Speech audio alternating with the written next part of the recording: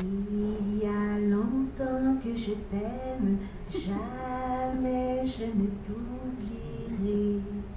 Il y a longtemps que j'aime Alice Guy, que je fais des recherches à son sujet. Et si je l'ai connue d'abord, c'est grâce à Marquise Lepage et à son merveilleux, son magnifique, son important documentaire que vous allez voir tout à l'heure, Le Jardin oublié. À ses débuts, le cinéma était un divertissement familial. Aussitôt, Alice a pensé le cinéma autrement et ce faisant, elle a changé toute l'histoire du cinéma. Au cours des ans, au cours de mes recherches, par chance, mon amoureux a découvert l'autobiographie d'Alice. Ce n'est pas très facile à trouver, mais ce que j'ai remarqué, c'est que dans l'écriture d'Alice, parce que j'ai bien dit c'est une autobiographie, dans l'écriture d'Alice, j'ai retrouvé les qualités de ses films, sa minutie et son envergure, sa précision et sa poésie, son amabilité. Alice, elle a inventé le scénario, la narratologie au cinéma. Mais qui plus est, quand on pense à un aspect du cinéma, Alice l'a inventé. Le stop motion, elle a filmé une momie qui poursuit l'archéologue. Le scopito, le vidéoclip, Alice a filmé et enregistré des chanteurs. C'est elle, en 1907, qui s'est rendue aux États-Unis apprendre aux Américains le cinéma parlant.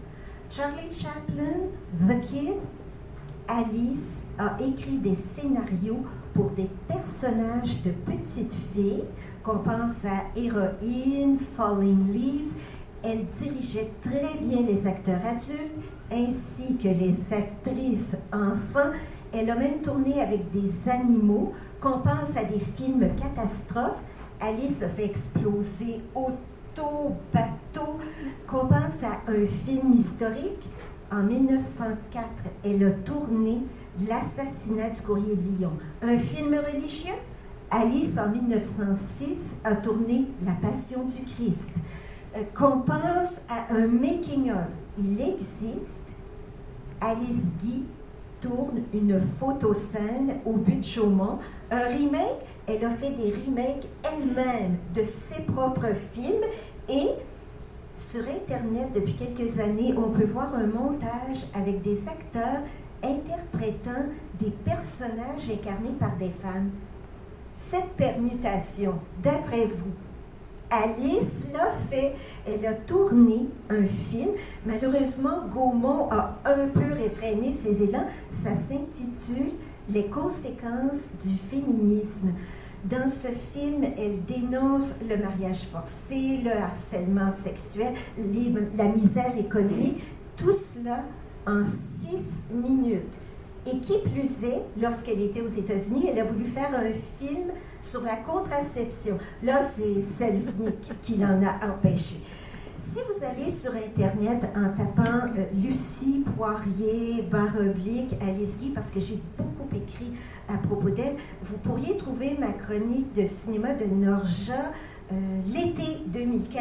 Vous aurez un long texte et surtout beaucoup de références sur Alice, de sorte qu'après tous ces renseignements, peut-être, comme moi, vous demanderez-vous, n'est-ce pas à Alice Guy que nous devons que le cinéma ait été désigné 7e art?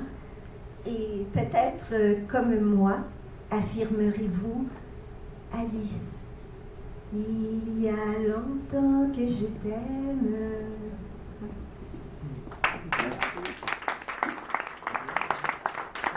J'étais en train de voler le tonnerre de Marquise, mais je pense que non.